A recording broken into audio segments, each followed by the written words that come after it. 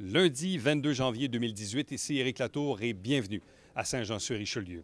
C'était la première séance du Conseil depuis la pause du temps des fêtes. On le sait, ces derniers jours, il y a eu des redoux, ce qui fait que dans certains cas, notamment à Saint-Athanas, il y a des sous-sols de maisons qui ont été inondés. L'une des citoyennes est venue parler de son propre cas. Puisqu'on parle d'inondation, un autre citoyen qui, cette fois, lui, milite auprès de l'Association de la plaine inondable, dit aux conseillers, attention, il pourrait y avoir des inondations au printemps, notamment avec la quantité de neige que nous avons, mais également en raison des travaux actuellement au Pont-Gouin, ce qui restreint le débit de l'eau à cette hauteur. Et puisqu'on parle de mauvais temps ou de temps doux, certains conseillers ont remis en question l'investissement de 70 000 $ pour entretenir la patinoire de la bande du canal près de l'écluse numéro 9, alors qu'elle n'est toujours pas ouverte.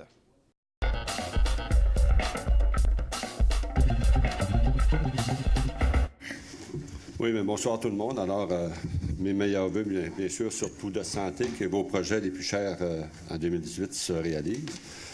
Félicitations de vous être déplacés ce soir. Je pense que nous, on n'est pas sortis, mais je pense qu'il y a une tempête qui nous attend lorsqu'on va quitter tout à l'heure.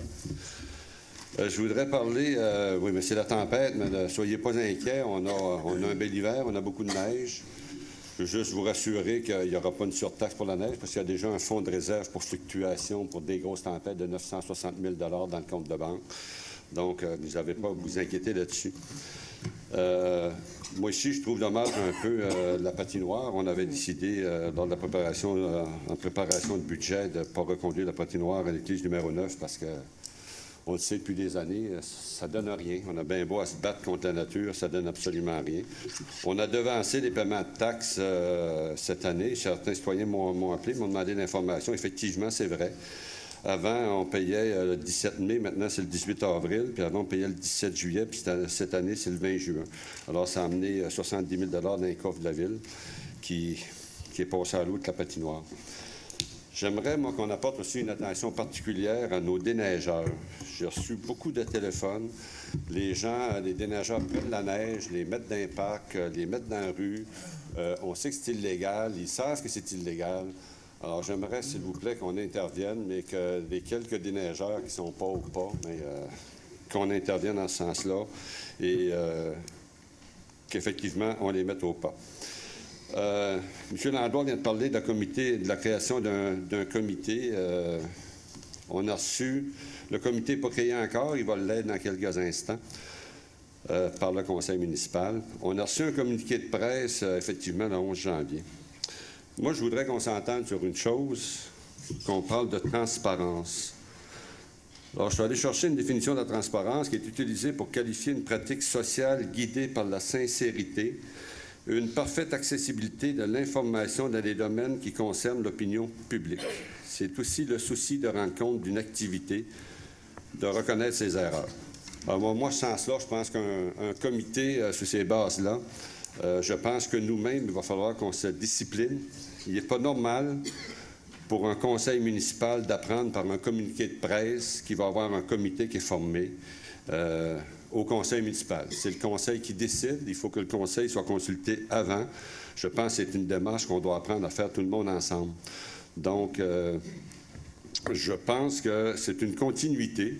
On ne sera pas contre ce comité-là. C'est une continuité. On sait très bien qu'à la Ville de Saint-Jean, depuis quelques années, il y a eu la création d'un site Web, par exemple. Il y a eu toutes les assemblées de consultation, les écrans qui sont ici. Et ça s'améliore tout le temps. Donc, je pense qu'il faut continuer en ce sens-là. Et c'est pour ça qu'on va être d'accord avec la création du comité. Toutefois, on voit là-dedans que c'est pas très représentatif du conseil municipal. C'est deux membres de l'équipe, Alain Laplante, qui y sont. Personne d'autre a été approché pour ce faire. Également, on demande 6 citoyens d'aller sur ce comité-là. Jamais le conseil municipal n'a été abordé pour en discuter. Moi, je pense qu'on dit qu'il y aura un comité de sélection. On n'est pas au courant c'est quoi. Alors, quand on pense de transparence, il faut peut-être commencer par se regarder dans le miroir, comme on doit toujours faire. Je pense pour que ce comité soit crédible, il faut que le comité de sélection soit représentatif des membres du conseil. Alors, il faut qu'il y ait des gens de toute provenance. Je pense que c'est la meilleure façon de partir sur le bon pied. Sinon, la crédibilité de ce comité-là pourrait être mise en doute et ça serait dommage. Je pense que c'est pas ce qu'on souhaite. Personne ne souhaite ça. On veut tous vraiment consulter la population, informer la population, faire preuve, comme j'ai dit tout à l'heure, de transparence, mais à partir de cette définition-là, alors il va falloir qu'on commence nous-mêmes, tous ensemble, à faire preuve de transparence entre nous.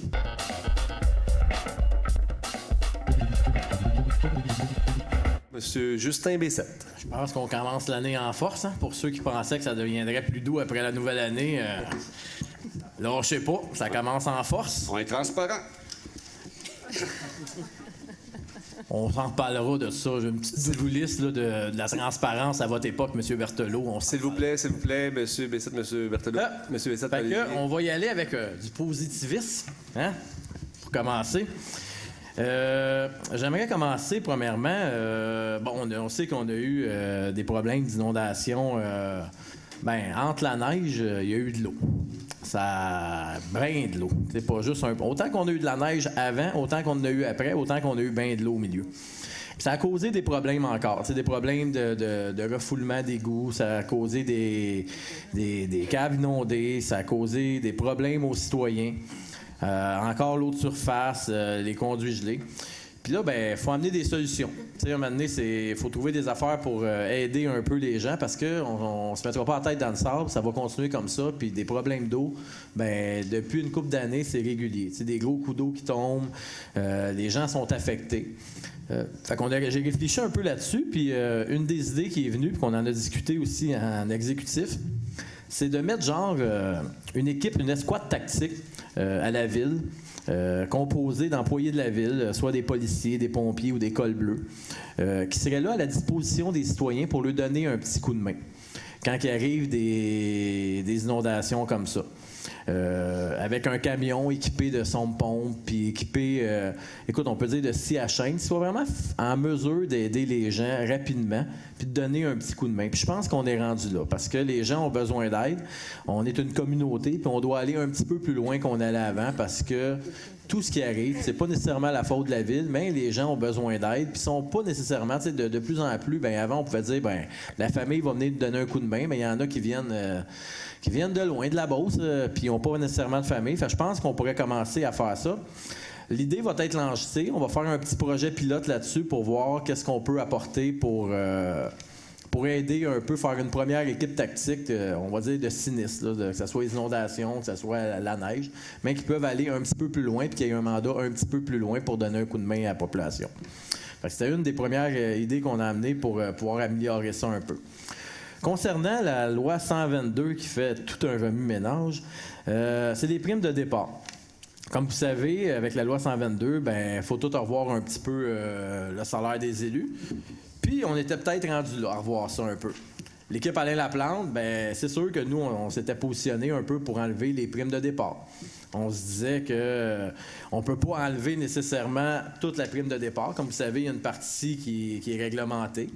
La prime de départ est obligatoire. La prime de transition, par contre, est optionnelle. Juste aux dernières élections, c'est aux alentours de 220 000 qu'on a versé de primes. On aurait pu économiser un 182 000.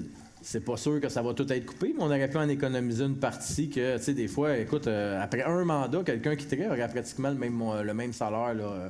Tu sais, après un an, il y aurait à peu près le même salaire que pendant un an de départ. Tu sais, un moment donné, 4 ans de conseiller pour un an de salaire, c'est peut-être un peu.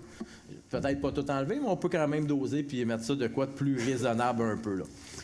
Fait que ça, c'est quelque chose que le comité qu'on va faire, qui est quand même très équilibré. Écoutez, 4 élus, 1 de la plante, 2 de l'équipe Fecto, 2 de l'équipe Fecto pour M. Berthelot, puis ça prend les 2 tiers d'indépendants. Fait qu'on leur en donne un de plus, là. Fait que c'est encore... on est correct, je pense, là-dessus, là. Fait qu'on va pouvoir en discuter. Puis je pense que le but, c'est vraiment de discuter puis de revoir au complet la rémunération, tout ce qu'il va y avoir des élus. Comme vous comprendrez que le vote doit avoir lieu avec le 2 tiers. C'est pas une majorité, mais c'est le 2 tiers des élus doivent être d'accord. Fait qu'il va y avoir des conciliations à faire de tous les côtés pour en arriver à un accord, parce que les 2 tiers doivent être d'accord pour faire la prime de transition. Pour ma part, vous comprendrez, c'est quand même...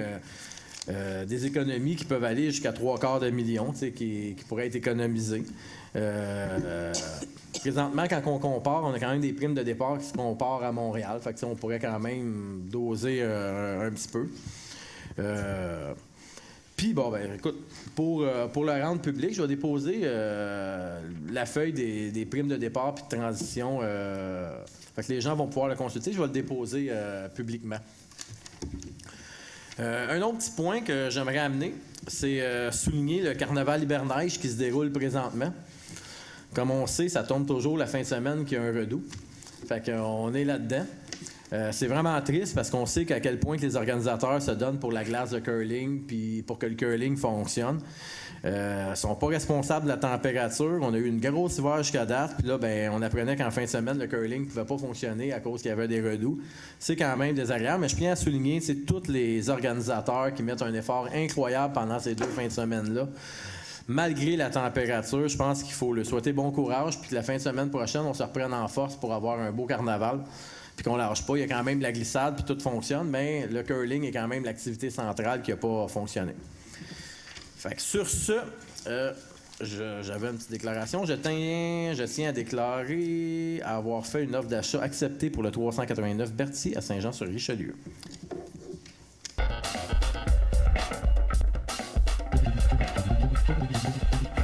Monsieur Jean Fontaine? Oui, je voudrais souhaiter moi aussi une bonne année à tous et à toutes, de la santé, du bonheur en 2018 pour tout le monde. J'ai 2 points. Le premier point, je vais faire du millage sur ce que François a dit.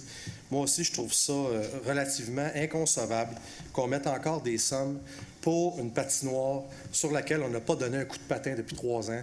Et si on recule dans les 7-8 dernières années, je ne comprends pas. Et pourtant, j'aimerais m'adresser à la direction générale. Je me souviens très bien qu'après l'hiver 2016, j'avais demandé à avoir une présentation, là, dès mars. J'avais demandé à avoir une présentation en avril, en mai, en juin. Et on n'a pas eu de présentation. Je sais qu'on s'en allait vers les élections, mais qu'à cela ne tienne, je veux dire, j'espère qu'on va arrêter de mettre des sous là-dedans et qu'on va provisionner ces sous-là et qu'on va les investir dans une patinoire réfrigérée. Ça coûte quand même beaucoup d'argent. Et j'espère aussi qu'on va relancer le Canadien de Montréal, parce que le Canadien de Montréal font des patinoires réfrigérées et ils en subventionnent une certaine partie. Puis, dans le temps des fêtes, j'en ai vu une qui s'est ouverte à Trois-Rivières. Donc, Trois-Rivières, c'est quand même assez loin de Montréal et Saint-Jean est à côté. Donc, j'aimerais ça qu'on relance, si possible, l'organisation du Canadien pour qu'on puisse avoir une belle patinoire réfrigérée. Je pense que celle des Canadiens, c'est plus vraiment une patinoire pour le hockey, mais n'empêche, elle serait la bienvenue à Saint-Jean-sur-Richelieu. Mon deuxième point, tant qu'à rester dans l'hiver, il faut moi aussi que je revienne sur le déneigement. J'aimerais lever mon chapeau aux employés municipaux. Ils ont fait un travail extraordinaire.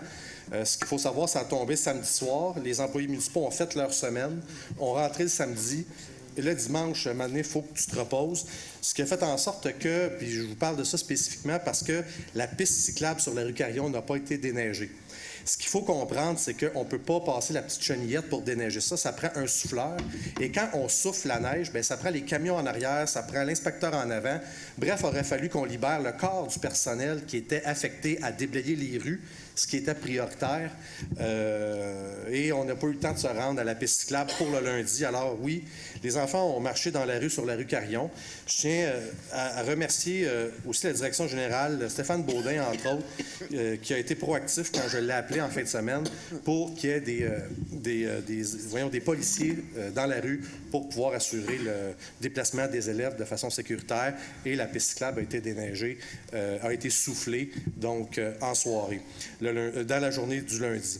Alors, j'aimerais qu'on essaie de trouver une solution, à savoir quand ces situations-là arrivent, qu'est-ce qu'on peut faire pour déneiger la piste cyclable? Est-ce qu'on pourrait demander à un privé de la souffler et puis on pourrait le payer à la pièce? Je ne sais pas. Je sais qu'on a certaines options sur la table qu'on était supposé regarder, M. le maire, et j'aimerais ça qu'on regarde ça parce que des enfants qui marchent sur la voie publique, sur la rue Carillon, on ne peut pas tolérer ça.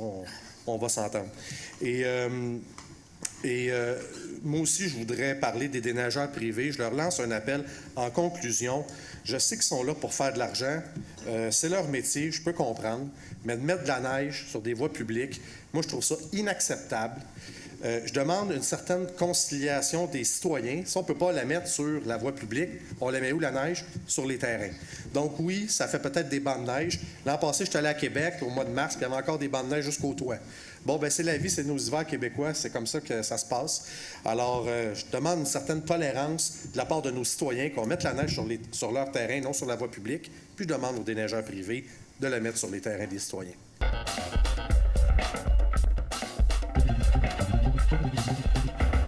Monsieur le maire, mesdames les conseillères, messieurs les conseillers, j'ai déposé devant vous une demande de résolution. Ce n'est pas la première fois, au nom de l'Association des citoyens de la plaine inondable. Je sais que vous avez reçu le rapport de M. Pierre Dupuis. Qui est disponible sur notre site Internet. Oui, que j'ai consulté, qui est très exhaustif. 600 pages. 100 pages et plus, oui. Et qui, en fin de compte, nous donne raison sur les demandes que on vous a fait depuis plusieurs années, à différentes reprises, qui fixaient justement les codes d'eau que le gouvernement a fait.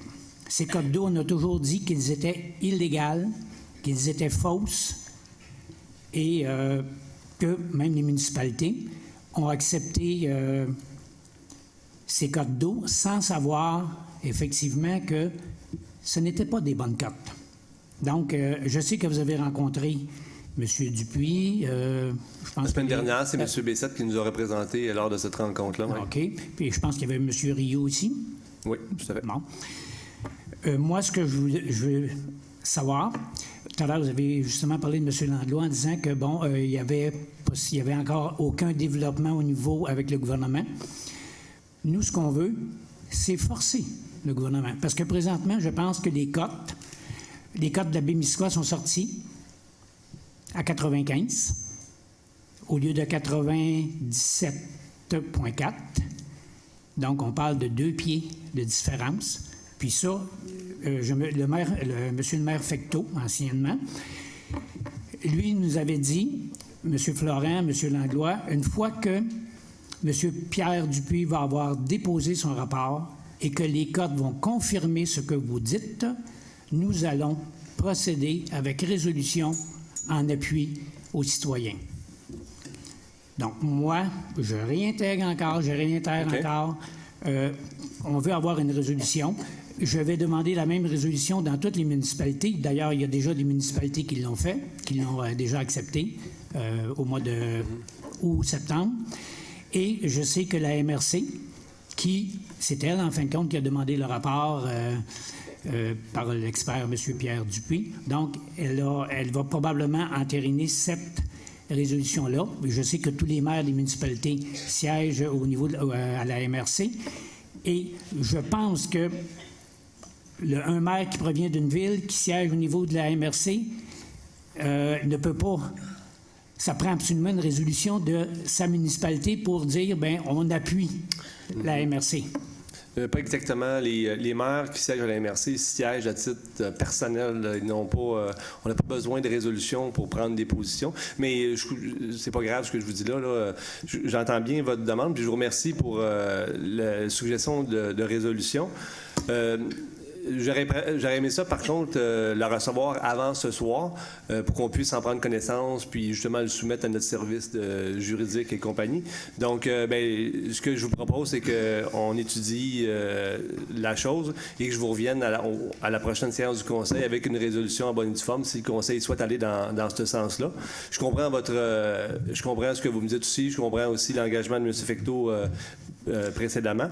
Donc, voilà. Donc, on vous reviendra possiblement à la prochaine réunion avec notre décision. Bon, ça, c'est un point. Mais ce que je vous dis, c'est qu'il aurait été possible de me l'envoyer il y a 3 jours.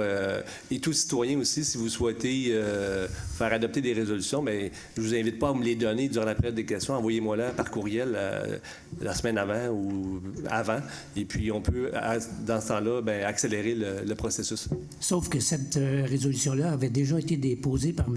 Hugues Larivière et appuyé par M. Justin Hey, malheureusement, je n'étais pas là. Non, je sais. Bon, mais c'est la même résolution, en fin de compte, qui revient. Et on était, justement... C'est mot à mot avec la résolution qui avait été Exactement votée? la même. OK. Exactement la même. Bon, deuxième point. Mais dans ce cas-là, notre résolution avait été votée ou Non, elle était en attente du rapport de M. Dupuis, OK. que vous avez présentement en main. Donc la résolution avait été présentée, mais elle n'avait pas été votée. Non, c'est ça, exactement. Bon, Bon. deuxième chose importante, on a parlé beaucoup présentement, c'est toujours en rapport avec les inondations. On se dirige vers un problème au printemps. On a beaucoup de neige de tomber. Rapidement, on est rendu à 5 OK. minutes, donc rapidement, oui. OK. Il y a beaucoup de neige qui tombe et j'avais demandé au maire Fecteau, lors d'une assemblée en septembre, Vous anticipez des problèmes au de lac Champlain, vérifier, là? oui, de vérifier, parce que le fameux pont qu'on est en train de construire, on a mis un remblai sur le côté Iberville pour permettre aux grues de J'ai pouvoir... posé la question, pas plus tard que la semaine passée, cette même question-là que vous me posez, je l'ai posée à nos ingénieurs à la municipalité qui me disent que ça ne causera pas de problème, et je comprends la préoccupation. Là.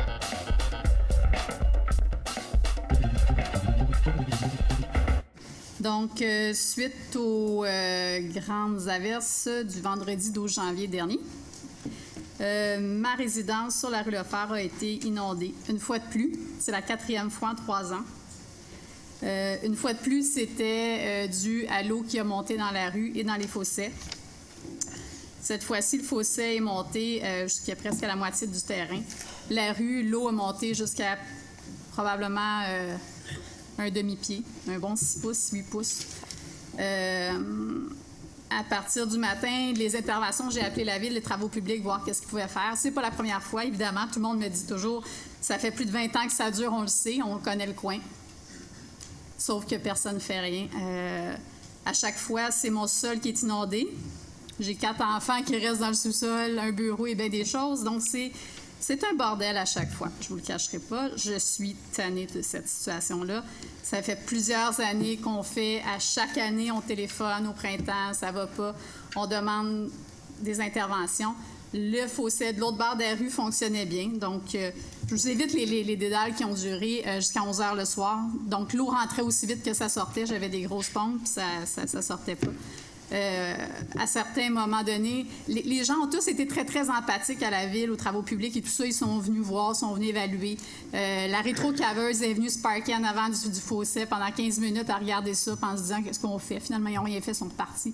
Ils m'ont dit à un moment donné, appelez les pompiers. Ils vont peut-être pouvoir faire quelque chose. Ils sont venus, les pompiers nous ont dit, ben il n'y a rien à faire, pourquoi t'appeler? Il n'y a pas d'urgence ici. Non, mais l'eau rentre, puis c'est la ville qui m'a demandé de vous téléphoner. Ça, je ne l'ai pas trop saisi, mais en tout cas, c'est ce qu'on m'a informé.